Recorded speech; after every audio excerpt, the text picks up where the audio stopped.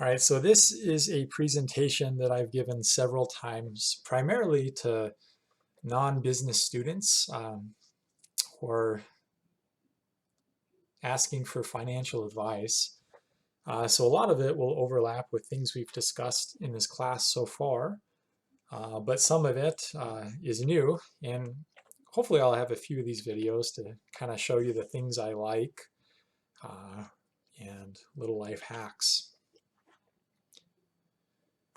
So yeah, this is kind of the overview, brief history of my life. Not that you care. Why you're in trouble if you do what everyone else does. What I'd recommend to deviate from what everyone else does and better yourself. Point to some recommended resources. And I guess in this video format, we're not going to have Q&A. So I used to work on airplanes. First job out of college, I was making $56,000 a year. Eventually, we saved about half our income for the first several years. A few kids later, we were worth about 100,000 in our kind of mid to late 20s. And I tell you what, when I had that first 100,000 of money saved up, I felt like the richest man on the planet. Our cost of living at the time was about what was it? Probably 25,000 a year. We paid I don't know if it was $1,000 for rent, and um, all the other expenses were quite low. I mean, it's just me and my wife when we first started, and then kids are generally pretty cheap when they're young. So anyway, we got there about $100,000 of net worth pretty quick. I guess when we came out of undergrad, our net worth was about $10,000 just by saving it up, over our internships and summer jobs and so on. So anyway, again, with the moment I had a net worth of how many digits is that? That's 5 digits, 6 digits, 6-digit net worth. Yeah, it felt pretty good. And again, what made it more good is that we only spent 25,000 a year or whatever it was. So that constituted about 4-ish years of living expenses to us at the time, and it felt great. At Boeing where I worked, there was kind of a lot of stress. I mean, there was history of kind of financial turmoil and layoffs and so on. And I basically always felt at risk of being laid off there. Like we'd go into these weekly staffing meetings in which I forget what kind of chart it called us, what the name of the chart was, but it was a funding chart. And like 3 months from whatever point, whatever date the meeting was, like the chart inevitably showed like mass reductions in fundings for our programs, implying that a bunch of us were going to get laid off. To kind of mitigate that, there was a process where you kind of understood where you were with your performance and so on, and where in the pecking order you were in terms of being laid off. And as a young person, I was obviously lowest on the pecking order, but eventually I made my way up somewhere in the middle of the pack a few years into it. But anyway, like once that 100,000 hit the bank account, it felt awfully good. So anyway, like with that newfound freedom, I kind of asked myself, what is it that I wanted out of life? I could quit work and live off the savings for 4 years. It felt pretty darn good. And I said, well, I wasn't super enamored with my job. I didn't feel like I was a great engineer. I was competent, but I just didn't love it. So I thought I would get an MBA, and I did. And kind of frankly, it was empowering, right? I was like stuck in the cube for 40 hours a week. And again, it was a good life, good pay, good lifestyle, but like it just wasn't my life calling. So again, quitting work was fantastic. In fact, Boeing let me leave on educational leave. So I had a guaranteed job when I came back if I didn't want to go somewhere else. So I did an internship at Delta Airlines. I guess I would have been 28 or 29 at the time. And the work environment at Delta was pretty abysmal. People were working a lot of hours, just a lot of stress. And I just was very unimpressed by the corporate culture there. And kind of I had a realization that what I had at Boeing was pretty good. And the pay at Boeing was kind of commensurate with the pay at Delta, but the lifestyle was so much better, and the hours it worked, it was a 40-hour work week at Boeing as opposed to 50 or 60 at Delta. So I said, to heck with Delta. I'm gonna, and frankly, corporate America, and I'm just gonna go back to what I know and what I like at Boeing. But still, during my MBA, I kind of noticed the lifestyle of my professors. I said that'd be a pretty sweet job. Why not?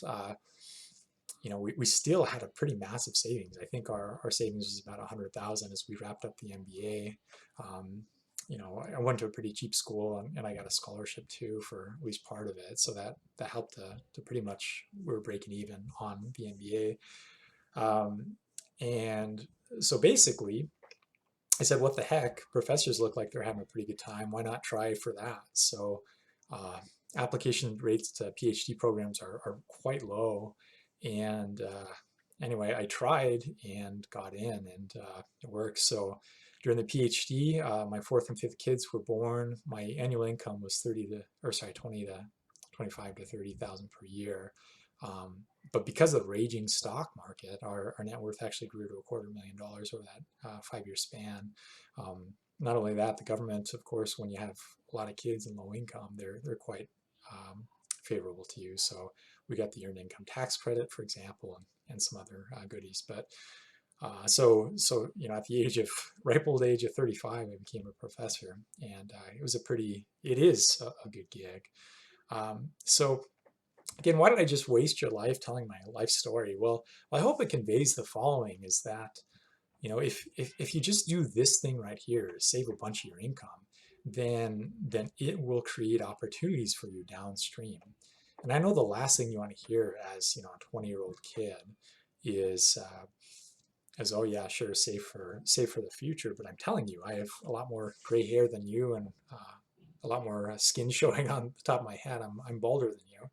And I'm really grateful for my 25-year-old self, and my 27-year-old self, and my 28-year-old self, who kind of scrimped and saved and kind of rode my bike to work and school and did that and invested in education. I can look back and say, man, I'm really glad I sacrificed, made those sacrifices, because without those sacrifices, I'd be kind of, I don't know, I'd be in a lot worse shape today. But again, kind of over this process of kind of coming out of engineering school and being an engineer, I realized I sucked at money in terms of like really optimizing with respect to investment and taxes. And I've learned a lot since then. So again, I hope by kind of talking about money at a personal level, like I acknowledge that I'm broaching this taboo, which our society says is like icky to talk about money. But I hope it provides maybe some guidance on what you may or may not want to follow. But again, I think it's healthy to talk about money, and it's this thing that affects all of us, but none of us talk about it. And again, if you follow the status quo of most of your peers, they're I think most of you are kind of doomed to fail. And let's think about why. You're going to hopefully get a job. You're going to go through this HR onboarding process in which they're going to be talking about like a bunch of stuff: vacation policy, parking instructions, health insurance, retirement, and so on. And again, like this is just going to be so overwhelming. So for most people, they've received zero training on what to do here, and you're going to be overwhelmed. Another reason you're going to fail is because human nature is really kind of counterproductive here. Kind of our bodies like this gross food, or I mean, this yummy food, this gross, bad for us. But what we should be eating a lot more of is the stuff on the right. It's a lot more pleasant to sit on the couch and watch TV than it is to pump some iron. It's a lot it feels a lot better to spend money than to not. But if we do too much of this stuff on the left, we're kind of hurting our future selves. And, to be honest, if you do too much on the right and never enjoy yourself and never, have a donut, then perhaps you're depriving yourself unnecessarily. So, yeah, I mean, happiness in life, of course, is striking an appropriate balance between these two columns. I think most people perhaps give into human nature too much and kind of give in too much on this left column. But I would encourage you to kind of think long term as you think of your 35-year-old self and 50-year-old self and 80-year-old self. I think it's going to induce you to do more of these right column activities. Again, kind of this is just another way of framing things. So in the psychology and econ and literature, uh, these people are talking about your current self versus a future self. And I like this framing, right? The future self is the one that wants to eat the donut, wants to watch Netflix, and the one that wants to shop. But the future self, right? Your 5 year from now self, they're gonna they're imploring you to eat the broccoli, to lift the weights, and to save some money. But the really kind of cruel thing about this dichotomy is that it's the current self, it's you right now that are making the decisions that will influence your entire life ahead of you. And kind of that's the cruelty. If this person over here, the future self, were in charge, you surely would be in a lot better, financial, emotional, and healthy shape or whatever. So anyway, I think that's kind of an interesting way of viewing life. So that's just saying what I just said. I also think like social media is just a complete scam in that everyone portrays these like super luxurious parts of their life, the highlight reels of their life, and I think there's huge psychological costs to every minute of every day where you're just like flipping through everybody else's highlight reel and you don't realize that that's not reality. That the reality is, most people are working jobs and so on and doing hard things, but they're only showing the highlights. So I think you have a distorted view of reality. And then lastly, I think, is the financial system is kind of out to get you. So with a lot of industries, I think there's a very clear contract here going on. Call a plumber, doctor, they give a service for money, right? They fix your toilet, they fix your knee or your elbow, and so on. But with financial contracts and financial professionals, like it's kind of hard, right? I mean, the way a lot of financial professionals make money is by preying on your ignorance, and I guess I can talk to that later. But again, in the context of financial markets, like why is it that insurance salespeople, for example, recommend whole life insurance versus term insurance? Why is it that financial advisors are recommending expensive mutual funds with high loads over index funds? Why is it that advisors are charging assets on a management fee when they're not beating the market by that 1%? So there's a net fee. Again, I'm not trying to make the claim that the financial advisors or insurance salespeople are evil. I'm just saying that you have to recognize the incentives, the financial incentives that they face, and why you might want to think about, why is it that they're recommending a certain product, and yeah. All right, and then kind of a huge thing why you, I guess the last thing why you're screwed or your generation is screwed is that pensions are dead. If your parents' generation or grandparents' generation, they worked for Ford or GM or whatever, they put in their 40 hours a week for however many years, and as they left the company, they would get this big fat pension. And in the last decade or so, pretty much any company I can think of, with a couple exceptions, have completely done away with their pensions. And why are companies wanting to do away with pensions? Well, if you think about it, a pension is a big fat IOU that the company is obligated to pay its retired employees. And with people living longer now, with healthcare, if some pensions offer healthcare as well. So if as healthcare prices increase, and as market returns are, increasingly tumultuous and volatile and uncertain, and especially now, I'm recording this in 2020. Uh, Interest rates are essentially zero, and we just faced a huge market downturn. It's no wonder why firms are wanting to get out of the business of planning and paying for their employees' retirements. It's a very complicated business with a lot of downside risk. Anytime one of the employees of Ford lives to 110, that's more money that Ford is on the hook to pay. Anytime the market collapses, right, and they lose investments, that's more money that Ford is going to have to dump into the investments to get it back to the appropriate level of funding. And you can imagine why, just it's a fact that most pensions are severely underfunded. And you can imagine that uh, it's no surprise that firms are completely washing their hands of this retirement problem. As a result, all of those problems that I just mentioned, the fact that you may live to 110, the fact that your insurance, your healthcare costs may go through the roof, the fact that the stock market could collapse by 50% tomorrow and you're still on the hook to provide for your own retirement. Like all of those risks that the firm didn't want to manage are now dumped to you.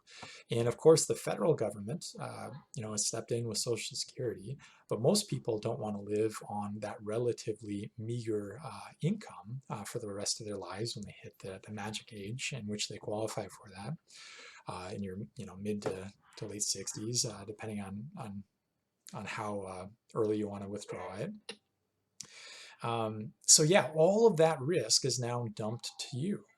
And all of that expertise, like all the investment planning, the tax planning, it's on you. And that's quite daunting. And again, I don't want to get you depressed, but what I am saying is there's a bunch of kind of headwinds going against you. And it seems to me that you have one of two options. You could either play victim and put your head in the sand and just pretend like none of these problems exist and do the status quo and kind of meander through life. Or you can do this right thing and say, okay, I'm accountable. I'm going to take ownership of my financial life. I'm going to educate myself, and I'm going to take this crazy guy, giving this video. I'm going to believe that some of what he's saying is true, and that this is important enough to invest some time to start to educate myself. So again, for you in your undergrad education, I think perhaps this video is kind of the perfect time to be watching this, right? Hopefully you're going to be graduating and getting a good job. And it seems to me you have one of two options, right? Is the left is the status quo, where you just do minimum payments on your student loans, you buy lots of new trinkets like new cars, boats, TVs, whatever, you rack up credit card debt, and you die in your cube at the age of 80. And I don't say that lightly. When I was at Boeing, I had friends, I had colleagues who literally died, not literally at work, but over the weekend. And that kind of made a lasting impression on me. Now, kind of the alternative approach, the alternative thing is doing basically the exact opposite of what everyone else does. So rather than the pay minimum amounts, you do everything possible to pay off your debts, student debt, auto debt, credit card. Instead of buying lots of new shiny toys, you do the opposite. I would assume that most of you are reasonably happy as core college students, and the only thing you need to do to set your future self up for huge success in life is to just continue to live like a poor college student for a few more years. I've kind of taken it to the extreme. So I'm 38 now, and I continue to live like a poor college student. I mean, more or less. I still bike to work. I still eat beans and rice. I still have free TV, over the antenna. I still use libraries. still brown bag it to work. I still have simple vacations, go camping and stuff. But like, why do I do that? Because I'm pretty darn happy with that level of spending, um, and just by observing kind of others around me, it seems like if I were to buy a new boat or a new car or whatever, it just wouldn't buy me any more happiness. And then, as you start to date and think about marrying someone, I think if if that kind of life of freedom and kind of discipline appeals to you, you'll probably want to marry someone of a similar mindset. And then eventually, like what you're going to do is, just doing these things, like these three bullets, right? They're going to force, you're going to get wealthy, like by definition. If you're working hard and paying off your debts and living simply, you're going to accrue a lot of wealth. And if you accrue enough wealth, you can get to the point where you live off of interest, essentially. And there's this whole retirement or early retirement movement where people are retiring in their 30s or 40s, and you can do whatever the heck you want for the remainder of your life. And again, I'm not retired yet, but starting my late 20s, I've done things that were kind of atypical. Like, what person in their right mind would like give up a well-paying job, almost six figures, as an engineer, um, to be a poor college student for 7 years in grad school, getting an MBA and a PhD? Like, that's crazy, right? But again, like I had the resources uh, and the discipline to keep living, like a poor college student, and it's worked out pretty well. Again, like by talking about money, I'm not trying to make the assertion that more money is going to make you more happy, but I am trying to make the case that a lack of money causes unhappiness. So therefore, if you don't run out of money, it's going to help you to avoid the unhappiness that you'd experience if you ran out of money. Again, like, if you have money in the bank, you're not going to worry about paying the bills. If you have a crappy or unideal work situation, as I thought I had at Boeing initially, you can leave. It's essentially what I did, but it was only hindsight that taught me that I had a pretty good gig. Yeah, and again, once you've taken care of your needs, you'll also have money to spend on some wants. So, I think when I talk about wealth, I'm talking about net worth, which is assets minus liabilities. I think it's a kind of nice way of framing things, and I use the term wealth or net worth interchangeably. Yeah, I don't know why I have this. Wealth is good, and that it helps take care of your needs and eventually your wants. There's this kind of interesting accounting exercise you can do, which I guess I'll spare you the details. But if you want to know how wealthy you're going to be in say 10 or 20 or 30 years, where N is just that number, you take your wealth today, your net worth today, you sum your income over the next 20 years. You subtract out your taxes over the next 20 years. You subtract out your spending over the next 20 years. And then you add your net interest earned, either your interest earned minus your interest expense over the next years. So if you want to talk about how to build wealth, then these are the levers. You increase your income, you lower your taxes, you lower your spending, you somehow figure out how to increase your interest, or you also lower your interest expense. And so I love that framework. There's not much you can do to increase your starting wealth today. In fact, there's nothing you can do. That's just how wealthy you are today. But there are things you can do to increase your income. So, I mean, you can put in more hours. You can, you can do side hustles. You can hopefully, go to, learn skills. Always improve yourself. Taxes here, I think, are a huge underutilized lever, and talk a little bit about that in this. But of course, if you spend less, you'll be wealthier. Lower your interest expense, get rid of any debt, and then increase your amount of interest you earn. How do I propose that? Well, I guess I'll get on that.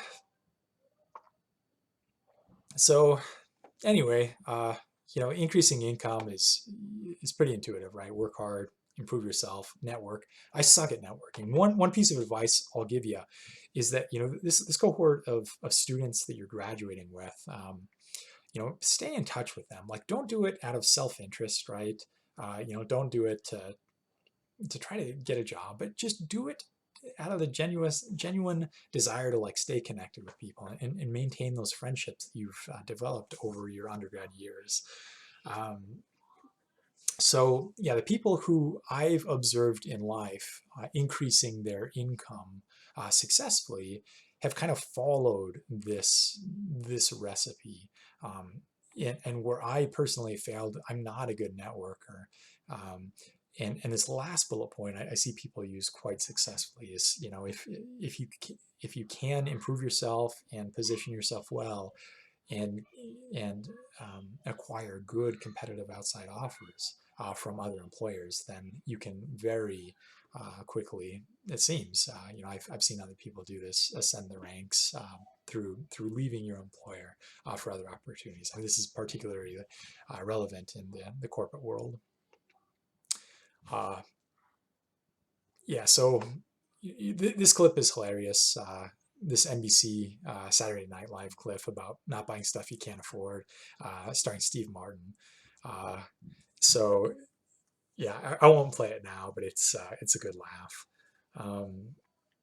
And yeah, if you are in debt, then just treat debt like an emergency. So if you have car debt, if you have credit card debt, especially at such a high interest, if you have student loan debt, just treat it like an emergency and try desperately to get out of it, especially as you get out of school and have that income. So it turns out that, at least I've read articles that say that a lot of NFL or NBA players go bankrupt despite earning millions throughout their career. So, it's obvious why they go broke. It's because they spend too much. So if you want to kind of learn from their example, if you want to not be broke in the future, you need to spend less than you earn, preferably much less. I'm not trying to ruin your life. But yeah, these are some things that I personally do to save money. So I don't spend money on phones, and I haven't for well over 10 years. I don't spend money on TV. I guess we recently did Disney Plus, but yeah, that's kind of one exception. But we literally have an antenna. It's a pretty high-tech solution, actually. We use a Plex server through my PC, and Plex is a really good piece of software. So we paid $100 at one point for like a lifetime membership to Plex, and it entitles us to like free recording, and we use my PC as a DVR, and it's pretty cool. So rather than go on lavish overseas vacations, we'll spend a couple $100 in gas and just do road trips. We had a great road trip this past summer to national parks. It was great. Most people spend a ton of money on cars, but if you just ride a bike, and again, be smart about it. Wear a helmet. I wear a reflective yellow jersey, and I take the back roads basically. So yeah, this piece of advice is not smart if you get hit by a semi and die, or a drunk driver, or a texting teenager. But there are certain precautions that I think minimize that risk. Especially if you could get on a dedicated bike trail where I have access to now, it's fantastic. You're essentially, reducing that risk to zero. I loathe the restaurants for the health reasons and monetary reasons, and I've brown bagged it for my entire life. In lieu of going out to movie theaters, I like to play board games. I'm a huge board game fanatic, and I'm talking like the good games, like the Settlers of Catan and all of those types of German board games. So anyway, like each of these things looks small, and admittedly, it's completely trivial. But when this becomes part of your DNA, and you're able to have monthly savings, if you don't go out to eat, and you don't have a big car payment, and you don't do lavish vacations, and you don't pay for TV and cell phones, you live in a modest house. I mean, like, it's hard to even quantify. I mean, that's easily, $1,000, $2,000, $3,000, $4,000, $5,000 a month. 60,000 a year potentially in savings relative to someone living larger than you. When you compound that over a lifetime with interest, I mean, it's just unbelievable. So again, literally, this is what I do. I buy dry beans in bulk. Um, we own a pressure cooker back before it was cool to do so. I think I bought my first one in 2005 or 6 or 7. But now they have the Instant Pot, and we upgraded to one of those, and they're fantastic. If you want to build wealth, learn how to use an Instant Pot, and just buy beans for essentially free, and rice, and lentils, and so on. Learn how to use this machine right here. It'll make you very wealthy. Live in a modest home. Use rabbit ears. Use a prepaid cell phone, or like have a cell phone that isn't the newest iPhone, whatever, that's costing over $1,000. I can't believe how expensive cell phones are. I just upgraded our cell phones. Got a Pixel 3a, which is a pretty good phone, but we got an open box version for $200. I don't think I'll ever spend more than $200 for a piece of hardware. And my Pixel 3a is probably 95% as good as a $1,000 iPhone, whatever the newest version is. So 95% of the value over the functionality, or 97% of the functionality for a $200 device strikes me as good value relative to all the functionality for a $1,000 iPhone. Again, brown bag libraries are great. Picture Settlers Catan here. Utilize these national parks and state parks and national forests. They are incredible resources. Ride a bike, and all these things, if you do them, day after day, month after month, year after year, will lead to a huge wallet, and I think will help you become happy, right? As you play games, as you ride a bike and are out in nature, I think, and eat a healthy diet, I think you're just bound to be a healthier person. So the converse is to do what everyone else does. Is like, once they get out of school, they see money in their bank accounts, and they say, oh, well, that means I can go out to these fancy restaurants. I could buy one of these Hummers, these off-road vehicles to park in a Walmart parking lot on paved streets, and to never get dirty. Uh, Again, I mean, you're going to be able to afford lots of these things. You're going to be able to pay for a fancy phone. Um, and perhaps you don't even notice that the iPhone 10 or whatever the newest version is now $1,100 or $1,200, because you're going to pay for it monthly over a period of 3 years. Because yeah, same thing with the Hummer. You don't pay for the Hummer. You make payments, and that's just absurd. Buy a house that costs way too much, and you're paying for all of this with credit cards, and eventually you get into this vicious cycle, right, where you start servicing the credit card debt, and the interest on this will start to eat up an increasing portion of your paycheck. And coming out of school, when you thought you had a lot of money, I mean, you were able to do these things, but eventually the interest component of your expenses starts to overwhelm your ability to do this. So you're going to end up broke, and eventually, when you get time to retire, you're going to be absolutely right. You're going to be absolutely broke.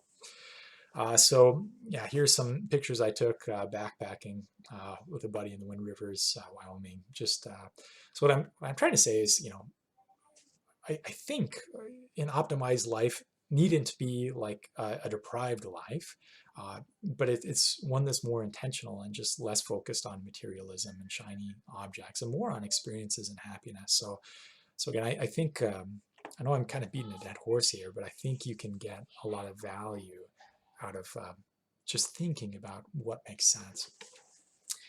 And then in terms of how to build wealth, right, you need to increase your interest earned. To do that, you have a few levers. First, you start saving early. And I know this is a bit of a paradox, right? Because if you can invest $10,000 either now, or if you start investing that $10,000 20 years from now, of course, if you start investing now, eventually it's going to be a lot bigger than had you waited. But there is a bit of a paradox, because at the onset of your career, when you're young, you have no money, right? This is especially true while you're still in school. Uh, but I'm telling you, if you continue to live like a poor college student, get out of debt so you don't have that debt burden or those payments anymore. Um, and then the moment you're debt free, you're going to have a lot of cash to start throwing at investments. Again, like, the key is just to live like a poor college student. So if you could keep your investment costs low, that'll also serve to increase your lifetime interest earned. And then don't do crazy stuff and try to time the market, right? So this is known as dollar cost averaging. So every single paycheck, you're just going to dump money into the market. I mean, we've talked a lot about this in class between stocks and bonds. I'll skip this for now. We've talked about short and long-term risk a little bit, in that you know this is a bit of a paradox, I think. So kind of over the short term, over the next month or day or year of your life, it's a lot safer to invest in cash, of course. Stick it under your mattress, or better yet, put it in a bank account that's FDIC insured. Over the next year, you're guaranteed to have that amount left minus inflation, because your purchasing power will have decreased. If you put that same amount of money instead of in cash in stocks, as we've seen over the last couple of months, that the value of stocks could go down by 50%. I mean, granted, it didn't go down that much. It went down about 30%, but you can see wealth evaporate unbelievably quickly with respect to stocks. However, over time, they generally do pretty well, especially if you're dollar cost averaging kind of through thick and thin, through highs and lows.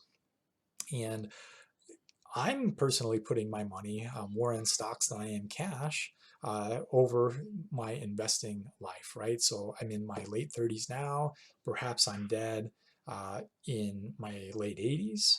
So that's another 50 years. So, um, you know, over a 50-year investing horizon, my money is almost certainly on stocks as opposed to cash.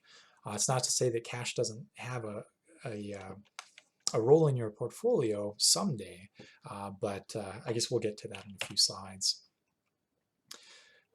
And again, we've talked about this in class a little bit with respect to mutual funds, which are mixes of stocks and bonds. There's actively managed and passively managed. And passively managed are called index funds. And this is what you want to be invested in.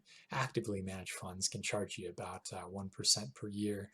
And when you compound that over a lifetime of investing, it's just unbelievably punishing to your wealth. And then lastly, there's this type of funds called life cycle or target date funds, which do all the adjustments between bonds and stocks for you.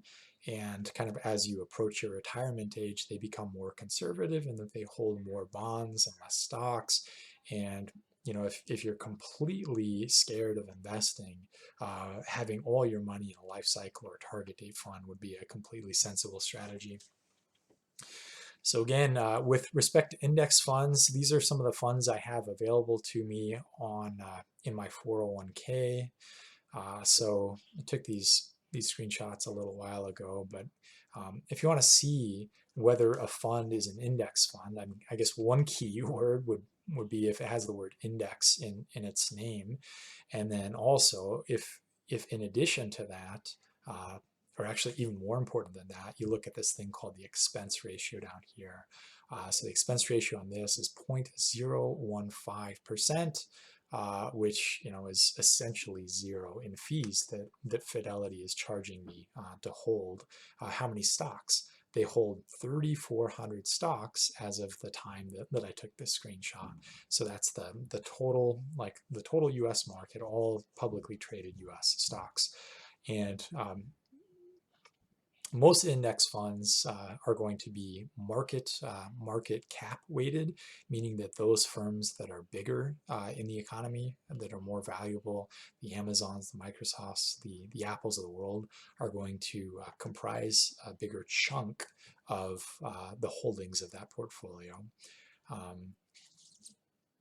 And then likewise, if you're buying an international fund, you're going to pay a little bit higher expenses in general, but it's going to open up the door for international holdings. So right here we see Samsung, Nestle, Alibaba, HSBC, and so on. So if you want international exposure, you could achieve that for essentially free as well through an international index fund. These are, again, a stock index fund.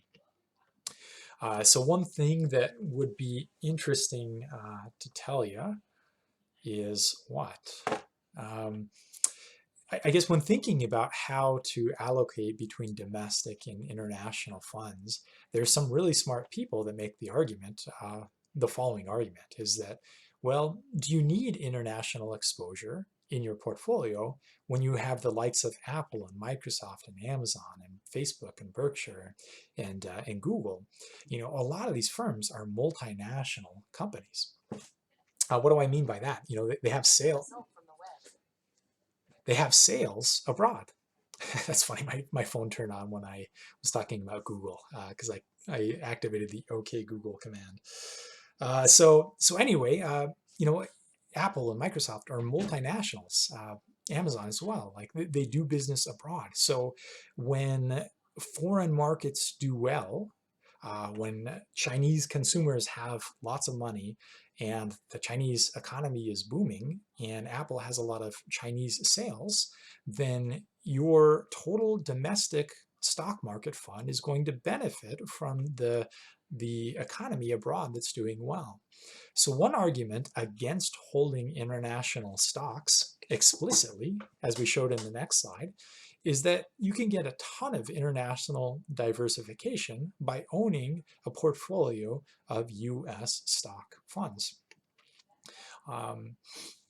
So yeah, that's one thing that you might want to think about.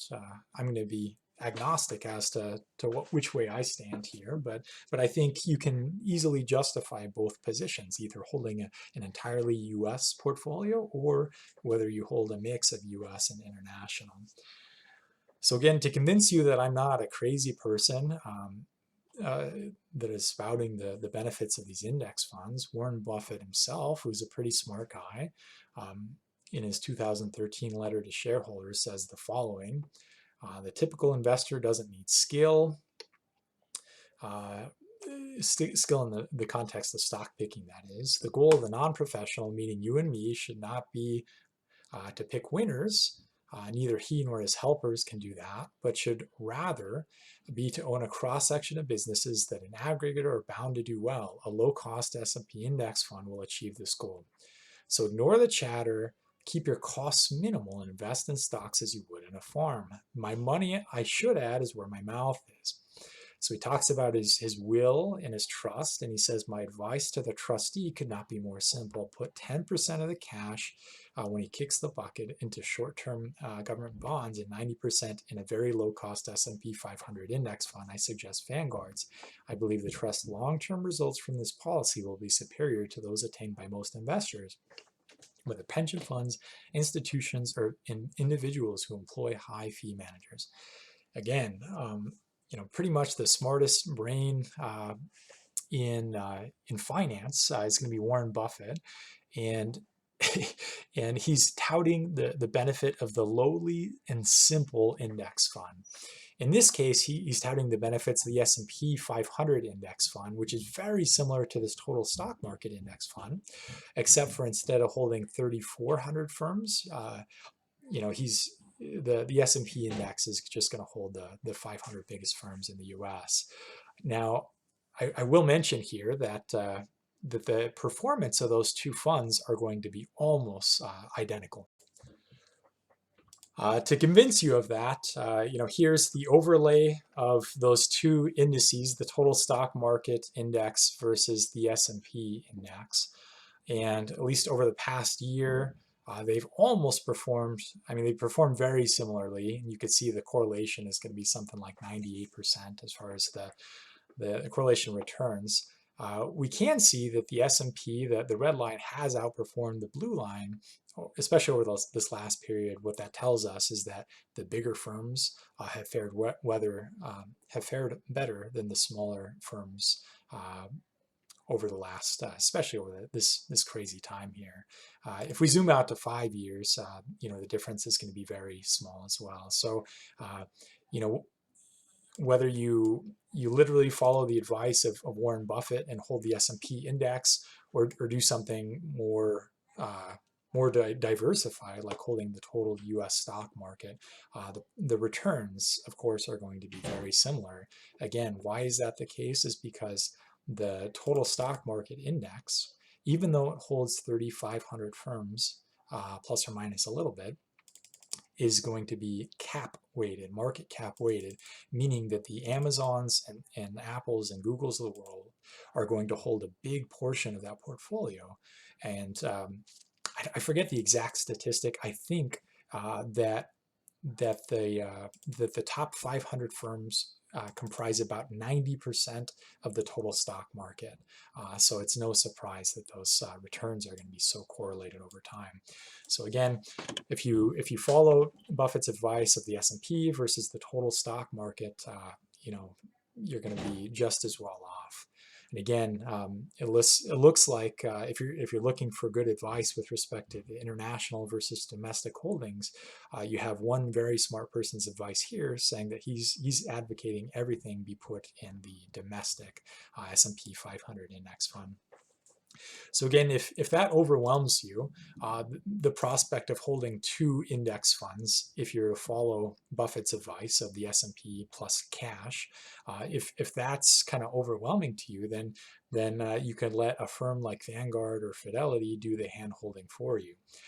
The downside of target date funds are that the fees, a couple slides back, we saw fees essentially zero. So for these target date funds, the fees are on the order of 14 basis points, or 0.14%.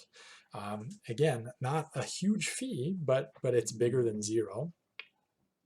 And what does this target date fund do for you? Well, if you're slated to invest or to retire in 2020, then this is the fund you would choose.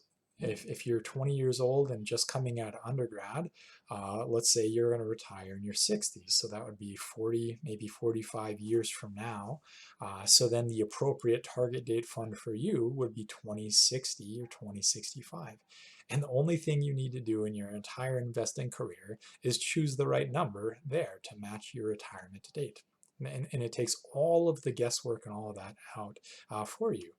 And I have some friends who are quite skittish with respect to their investments and always second and triple guessing themselves. And in a product like this would make a lot of sense for them, because they're removing themselves from all of the decision making. So you might wonder, you might peek under the hood and see what Vanguard is investing in. And kind of unsurprisingly, they're investing in index funds.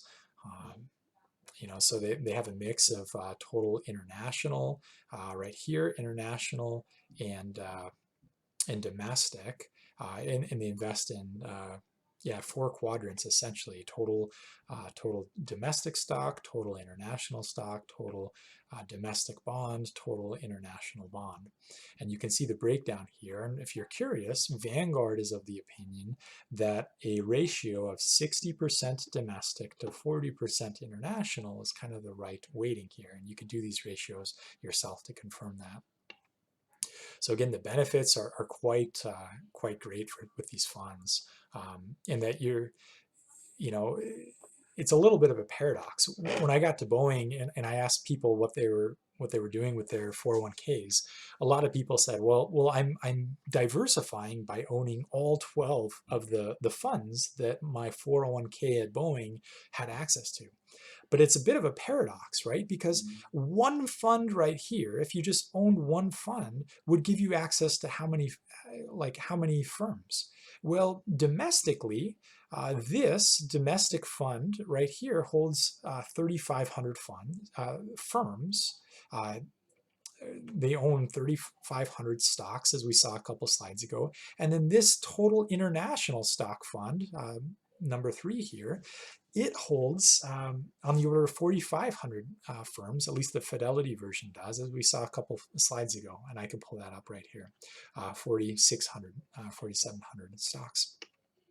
So even looking at the stocks themselves, right, ignoring the bond diversification, but just among the stocks, 3,500 plus 4,700 is how many firms you have access to with one ticker, with one investment. So it's a little bit of a paradox, right? Is that you're achieving an incredible amount of diversification with one ticker, with one fund.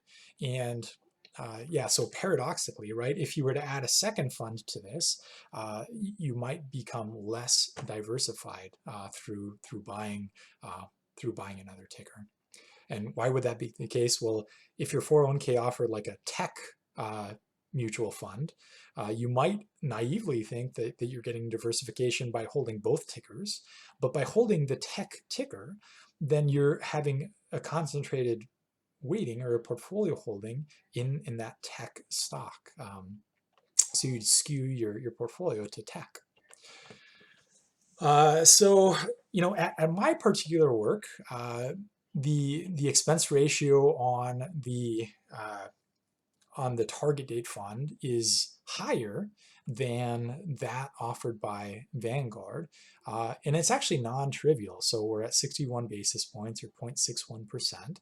And when you compound that over a lifetime, it's a pretty big deal. So I personally, I don't do these target date funds because I prefer to just buy my own index funds, and I'm capable of buying 3 tickers and kind of holding it for life, 2 or 3 or 4 tickers. With respect to these index funds. So again, once you understand the mechanics of investing, like and the power of indexing, any person on the planet is capable of just buying a couple of tickers and doing so repeatedly, throughout your career. And then here is, if you chose that target date path, this is kind of a cool framework for how they have your money invested. So at least while you're young, they're invested in 4 funds, as we talked about. And then lastly, I guess as you approach retirement and or later on, they introduce a 5th fund, being Treasury inflation protected securities here. But you can see that as you're young, they allocate 90% of your money, of your wealth, towards stocks. When you cease to be young, which is at the age of 40, which is about where I am now, it kind of hurts my feelings that I'm not young anymore, but I'm in this transitionary period. They're advising that I start transitioning from 90% stocks to something like, 50% stocks at the age of 65. So yeah, if you're doing this yourself, then you might very sensibly look at what Vanguard is doing. This is called a glide path if you want to Google it. And you could completely mimic what they're doing on your own, right? This isn't rocket science. This is just maybe once a year you could rebalance. Again, I said the word Google and my phone turned on. That's hilarious. All right, so again, if you want to go yourself, then this is what I would advocate. There's this phenomenal resource called bogleheads.org. It is a complete wealth of information. So here's the website itself. There's a wiki. I haven't been too much to this parent level wiki, but the 3 fund portfolio is described. I mean, there's a whole wiki article about it. Like it's talking about how you do this at different brokerages like Schwab and Fidelity and Vanguard and so on. It talks about whether you can do this as ETFs or index funds. It's just a phenomenal resource. So I would highly, highly, highly recommend this. The other thing I'd recommend is this Bogleheads forum.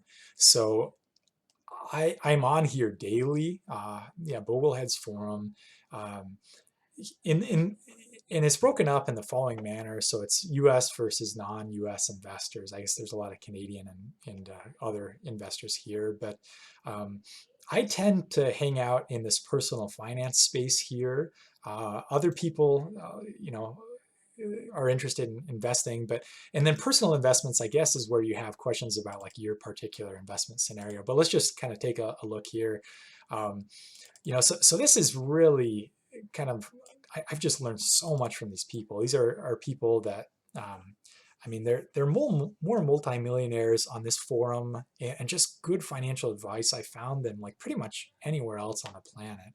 Um, these bogleheads have gotten together to, I guess, just rewinding a little bit.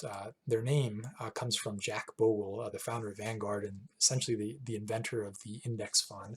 Um, so he's like this brilliant man who passed away a couple of years ago, and the Bogle heads are those who kind of follow this index fund philosophy. And so it's basically a bunch of smart people geeking out about personal finance and investing. So here's people talking about how their refinances are going, and what firms and rates they're getting.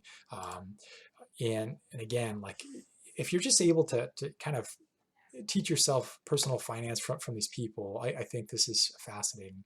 Uh, so someone just got laid off, and they're considering continuing their insurance coverage via Cobra versus just going to like the Obamacare healthcare exchange. So that's a fascinating question. I haven't read that forum yet, but 10 people have provided responses, and it's been viewed 1,000 times.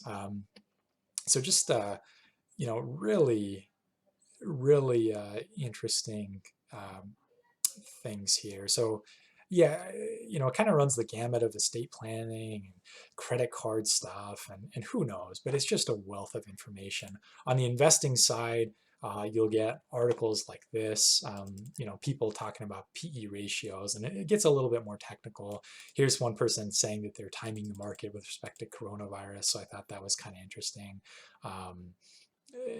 So it's a lot more kind of investing heavy, of course.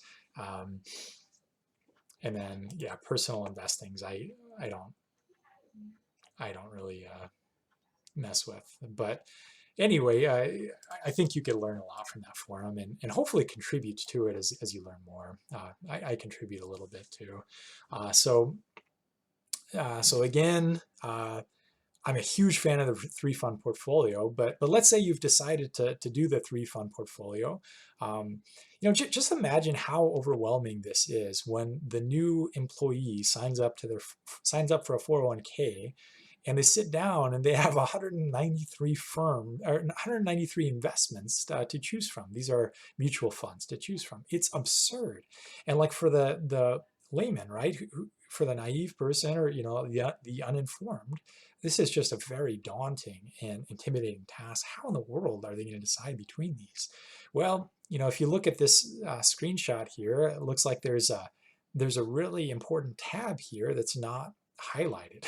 On the front center, they advertise annual, total returns, but it turns out that fees are a much bigger determinant of future returns than anything else.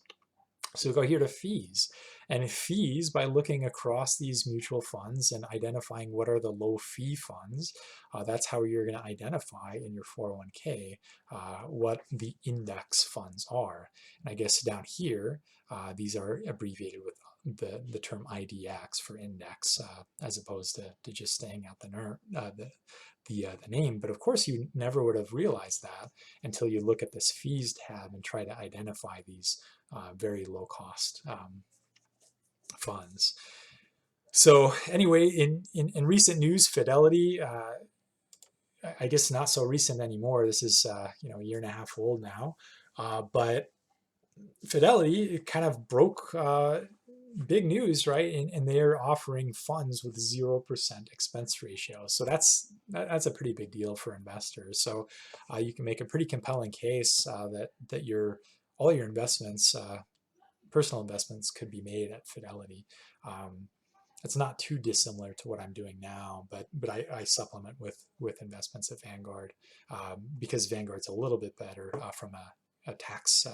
They're a little bit more tax efficient for taxable investments. But for 401ks and IRAs and HSAs for your health savings accounts, I mean, Fidelity is just really, really competitive. So again, just teaching you or reminding you some more that fees matter. They're tons of academics papers highlighting as much, right? That under reasonable assumptions, the typical investor could increase their average return by 67 basis points or 0.67%, over a many decade period if they switch to a passive market portfolio of just index funds. So you might not be impressed by 0.67%, but just to show you that fees matter. I don't think it's unreasonable to think that financial advisors, that the standard compensation scheme is 1% assets under management. And oftentimes they'll invest in actively managed funds. So let's say that those also cost about 1% per year. So you as an investor, if you avoid the advisor and do it yourself and avoid the actively managed mutual fund and invest in index funds, will be able to achieve a 6% return if that's what the market gives, as opposed to a 4% return, because that's the return of the market minus that 2% fee. Again, a 2% fee just doesn't sound that big of a deal. But let's say that you're able to save 30,000 a year, and I know that number seems a little bit rich to you right now coming out of school, but eventually it'll get to something more modest perhaps. But as your incomes grow, but it just makes the math easy. So that 2% fee, even holding fixed that $30,000 contribution per year, will lead to $6 million for a 65-year-old, as opposed to 3.5 million for the case for a 65-year-old who got a 4% return per year. So again, I mean, the investor here gets almost twice as much money. And if you account for inflation in terms of real returns, I mean, it would be even more pronounced. So please don't brush off investing fees as something that's inconsequential, because when compounded over your life, and again, I mean, I truncated this at 65. Most of us hopefully are going to live past then to 75, 85, 95. And that difference in wealth is just going to be enormous. So again, the last lever I think we have to talk about is taxes. I think this is hugely underappreciated. So tax advantage accounts come in a few flavors. Tax deferred, what that means is any income you put into a tax deferred account, you don't pay income tax on it now, or while you accrue, like you're not paying taxes on any dividends in a 401k, for example. But when you're 65 or whenever you choose to withdraw those funds, you're going to pay taxes at that point on everything, on the amount that you withdraw. So the Roth, you pay taxes on that income now. So you're essentially putting after-tax money into it. But then you never have to pay taxes on either the gains or the withdrawals later. So that's fantastic. The health savings account is actually the best of both worlds in that you don't pay taxes now. You're putting pre-tax money in, and you don't pay it on the withdrawal, conditional on you using it for a relevant health expense. And I'm of the opinion that there's essentially nobody in the United States that can oversave for healthcare, just given the rate of inflation of health costs, and given the relatively low contribution limits for a HSA, a health savings account.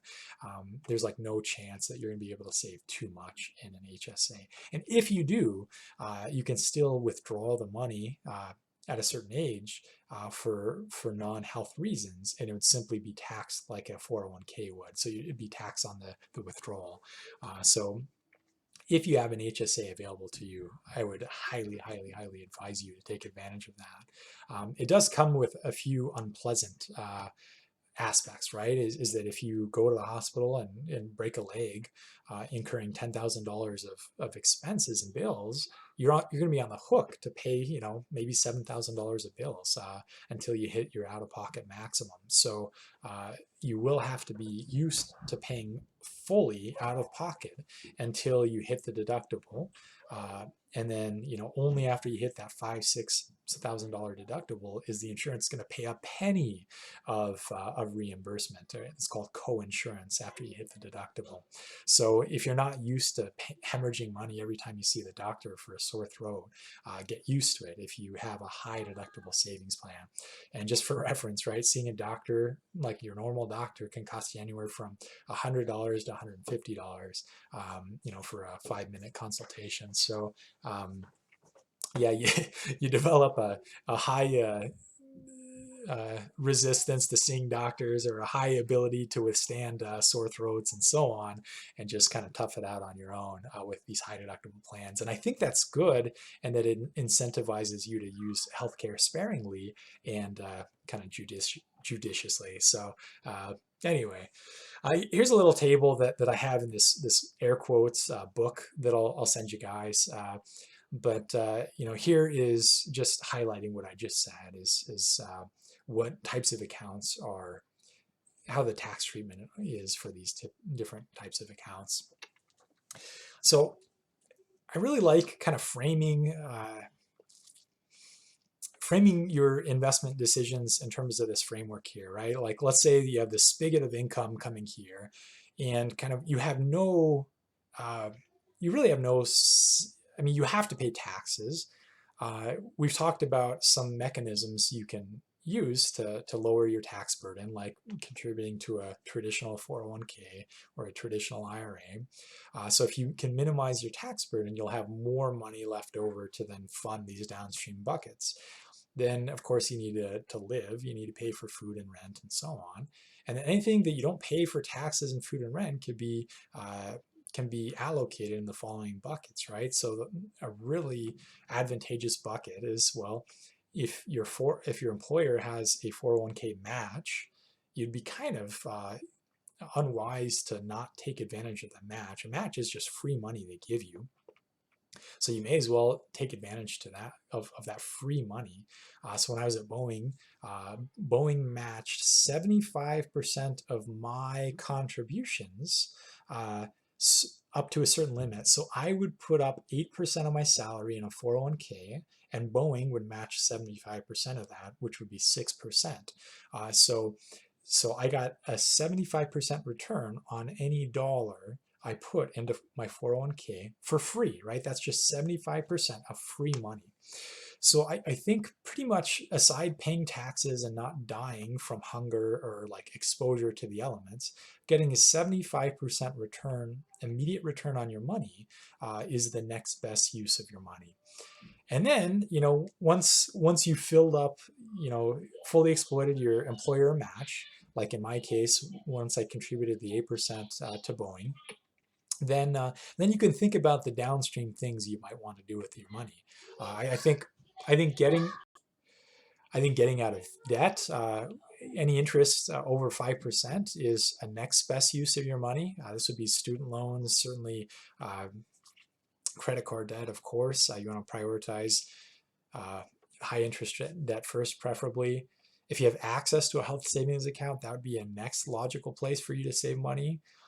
And then here, I guess there's some ambiguity whether you want to fund the remainder of your 401k. Probably as you're just getting started, I should have reversed this, right? If you don't have an emergency fund, I think a Roth IRA would be a great place to store an emergency fund. As we started off, I don't think I mentioned this, but coming out of my PhD, I funded the purchase of our first-time home at the age of 35 or so with our Roth IRA. And so that's just a great kind of generic savings vehicle for anything, including emergencies, that's tax advantaged, because all that interest that you earn in a Roth IRA, it's going to be exempt from taxation. And even if you use that money on a first-time home like we did, you're not going to pay taxes on the interest for up to $10,000 of interest per a Roth IRA. So my wife and I did that. We had up to $20,000 of interest tax-free from that IRA. So it's just a fantastic savings vehicle. I can't really say enough good things about Roth IRAs, especially as you're just getting started. So here we have after-tax 401k contributions. So if you've maxed out your 401k and your IRA, let's say a few years out of school, this opens up the door for what's called a mega backdoor Roth IRA. I mean, that's a fantastic thing. Again, 529 if you have kids. I guess if you're coming out of undergrad, you're not going to have kids yet, most likely. And then lastly, right, if is I would put money in a taxable brokerage account. But the mistake I see a lot of students make, specifically undergrads, is, they get excited about trading stocks. And I can't blame them, but like they use these apps like Robinhood and Acorn, and they're investing in taxable brokerage accounts. And not only that, they're trying to pick stocks and have high turnover strategies. And and frankly, it's pretty harmless when you're talking about low dollar amounts, and your tax rate could even be zero during undergrad with respect to the taxation of dividends and capital gains. But pretty soon you're going to get a job, and your tax rate's not going to be zero anymore for dividends and capital gains. And there's going to be a huge incentive for you to put money in an IRA to avoid taxes. So I think it would be quite foolish to put money in a taxable brokerage account when you haven't fully funded your IRA for the year, just given the tax benefits. And we can go through the math, and I won't bore you with it, but the tax benefits from a Roth IRA as opposed to a taxable brokerage account are astounding. So again, the contribution limit for a Roth IRA is relatively modest. It's $5,500. I don't know, or $6,000. I always forget. Back when I was coming out of undergrad, it was $4,500, I think. But anyway, it changes every year or two or three. They update it by $500 or $1,000. So yeah, you'll want to really max these out. But if eventually a couple years out of school, you're maxing out your IRA, you're maxing out your 401k, you're maxing out your HSA, even if you don't invest in any of this other stuff, your 529, let's ignore for now if you're not coming out of undergrad. But if you don't invest a penny in a taxable brokerage account, or do any of this mega backdoor Roth with the after-tax 401k, you're going to be in great shape. So the max contribution limit for a 401k, again, I always forget, I think it's about $19,000. IRA is about $6,000. So across the two, about $25,000 of tax advantage space per year. $7,000 for a family HSA if you're married. So what does that get you up to? Yeah, I lost track where we were, but especially if you're married and your spouse has access to a 401k as well. If your spouse isn't working and is a stay-at-home parent, you can still contribute to their 401 or their IRA for $6,000 or so per year.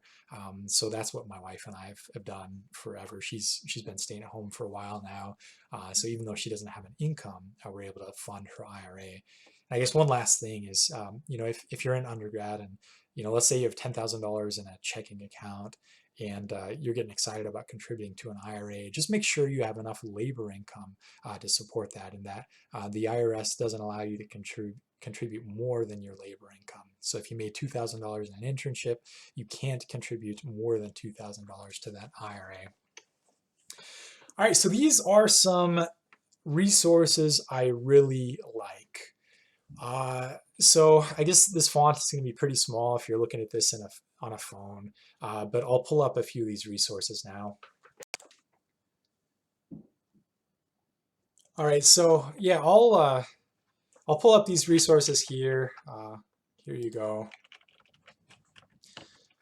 So Mr. Money Mustache, for the uninitiated, is he's this personal finance dude.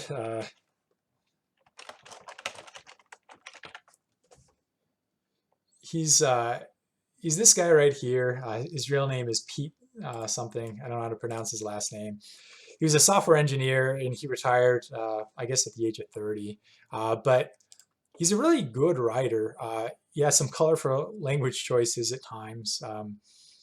And yeah, so he just writes about frugality and really just like doing stuff yourself, like, doing hard things, um, you know, eating a healthy diet, stuff like that. And like for the uninitiated, like it's really worth your time. My favorite blogger is this guy called Go Curry Cracker. I think he worked for Microsoft back in the day. And anyway, he quit full-time work. I don't know how much money he has, but he's a really savvy or a very savvy from taxes. And uh, so he blogs he gives very detailed blog posts here.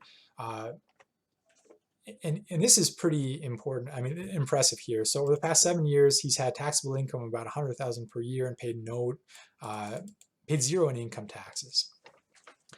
So he documents in great detail how he does this. He does like credit card stuff as well and travel hacking and stuff like this. But I remember coming across this guy's blog when I was a PhD student, and he was talking about this fact here about how he's making 100,000 a year and paying zero in tax. And I said, wow, that sounds interesting. So he introduced me to the idea of Roth conversions and doing that in a tax-free manner, tax loss harvesting, tax gain harvesting, just a bunch of important tax strategies that are bound to make me wealthier over time, just as I keep more of those dollars I earn and give less of them to the government. And again, I mean, this is all legal stuff. I mean, these are just using the vehicles, 401ks and so on, that you have access to, but just being aware of the rules. So I guess that's what this site taught me, is just how to be aware of these tax rules. Mad Fiendist, kind of the same. You know, I don't know that I learned anything from him, but he has a good podcast where he interviews a bunch of smart people. I've enjoyed that. Um, and yeah, but where he really excels is in a very clear manner. He'll illustrate uh, very challenging topics. So, for example, like HSAs, he has a really good article why HSAs, health savings accounts, are a great savings vehicle, and he explains it in a manner that's more clear than I've seen explained elsewhere. So, yeah, a really good writer, and again, his podcast is really good too. Uh, Choose FI. Uh, Mostly they're a podcast and they're pretty good, especially if you're just getting started on this. They interview a bunch of smart people. JL Collins has a blog and a book, both of which try to convince you that picking stocks is dumb and that buying index funds is the way to go. Uh, his book is very well reviewed. His book is frankly redundant to his blog, and he'll tell you as much, on the blog and the book, that they're kind of redundant to one another. But yeah, this stock series is the part of the blog you'd want to look at if you want any convincing that index funds are the way to go. If you're not convinced of that, I've gotten a lot of joy out of listening to the minimalists, at least as I was first kind of getting started with this path. Uh, they're big into just simplifying your life and kind of focusing on the important things. To be honest, like, I mean, yeah, they have a good podcast and blog and a couple of books. I've read and listened to a bunch of their stuff. Eventually, it gets kind of boring, right? Because there's only so much you could talk about, throwing away the clutter and so on. But I think really they were really helpful to me as I was starting this journey. There's this thing called TaxCaster, which I'd highly recommend. So if you are, let's say, married, and let's put in some parameters for me. Let's say me and my wife are 38 years old, and we're going to make $80,000 in taxable wages. And taxable wages is defined as your gross income minus all your 401k contributions, if they're traditional, and your health insurance premiums, as well as HSA contributions and so on. So it takes a little bit of math to get here. But let's say that I withheld $0 for federal and state. My spouse, let's say, doesn't work for simplicity, and let's say that I have 5 kids, all of which are under the age of 17.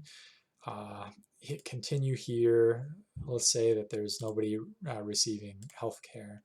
And this really breaks it down for you. It says, okay, well, for $80,000 of income, I'll try to blow this up here. The standard deduction for married filing jointly is $24.4 thousand. So this minus this is equal to this. And then it tells you how much you owe in taxes and how much you're getting in credits. In this case, I have 5 kids. Each of me is earning the child tax credit, of $2,000. So 5 times 2 is $10,000. So absent kids, I would owe $6,287 in taxes. But because of my kids, I'm going to actually get a refund, even though I withheld 0 taxes throughout the year. And then it spits out some information about marginal tax rates. So kind of one thing that I would encourage you to do is think about this. But this resource is really good in terms of doing scenario analysis. Okay, so we had $80,000 of income here. So let's write some of this down. Okay, so our income, after all the deductions, is $80,000, and our taxes, at least with my scenario, was $3,713. Let's see if I can blow this up to make it bigger. Okay, so then what we'll do is we'll change this one parameter. Okay, so let's say that instead of making $80,000, I contributed $1,000 extra to a pre-tax IRA. Okay, or sorry, pre-tax 401k, let's say, traditional 401k. So then I can hit continue, and I can see what happened here.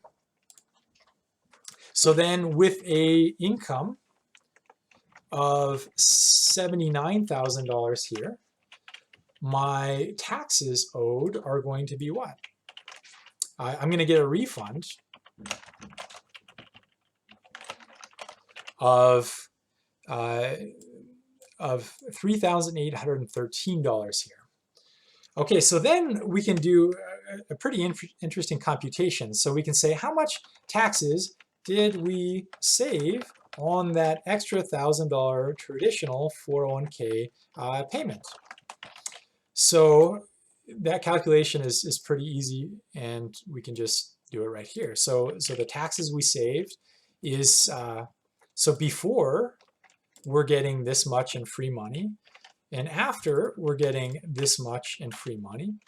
So the difference is going to be $100 in more free money. So we saved, or we got $100 more from the government, using these parameters. And this is really important because it tells us a parameter, so we can back the following out. We can ask ourselves, what is the tax rate on our last dollar of income earned? Or alternatively, we could ask on our last dollar of 401k contributions. So we can see that this tool right here, it spits out a marginal tax rate of to us of 12%. But we can see that when we look at the actual math, that the actual marginal tax rate is going to be that $100 tax savings divided by the $1,000 401k contribution, gets us to 10%.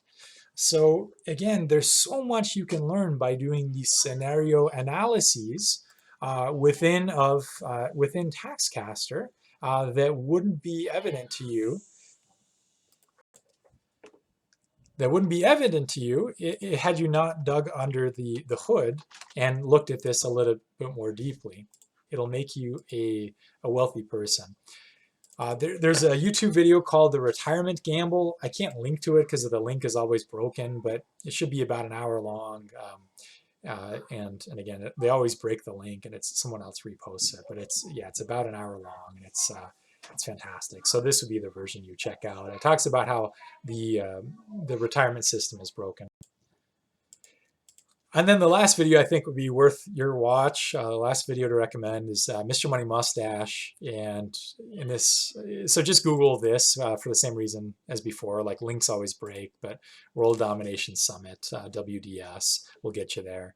And he talks about kind of happiness and frugality in life and so on. And, I think it's a really articulate kind of framing of this frugality challenge and kind of the paradigm that I think I'm living reasonably well. So let's see that. If you're interested in hearing me rant about the tax code and like really get into the details, yeah, I'll send that out to you guys. But you can download it from Dropbox using that link there. I think I covered everything. Oh, there's a book I really like called Essentialism: The Disciplined Pursuit of Less. It basically is kind of in the spirit of minimalism, but with respect to how you allocate your time and just being very disciplined with how you pursue how you allocate your time. I think it's very well done. As far as financial tools, I think we talked about, right, TaxCaster here. I use a financial aggregator. I use Personal Capital, but Mint and Yodlee are just as good. Budgeting tools, I don't like spending money, so I don't need one, but there's like a cult following with this website called You Need a Budget. I think it's a little bit ironic that they're charging you money to help you not spend money, but apparently, given their cult following, people save more than they would incurring this monthly expense. So if you need a little kind of motivation, then I think a tool like that would be worthwhile to you. So I think that's kind of it. Sorry that was a mouthful, but as I just look at you guys, leaving undergrad, and I kind of wish someone had just taken me by the arm and said, you know what, like this stuff might be important to learn, as you're starting your career, and basically, again, going back to this diverging path framework. I know it's not great to flip slides in a presentation, but I do like this framework. I guess, where was it? Right here. Like, most everyone takes this path here where they're just mindless consumers, and this path less traveled. I think there's a lot of good in it, and you don't have to go crazy and live off of ramen for the next 50 years and never spend money. But if you can take the lessons here, I think you'll be a much happier person. So, all right, we're at an hour and 30. I'll shut this lecture off, but hopefully it was helpful. I'll probably have a couple other videos to supplement.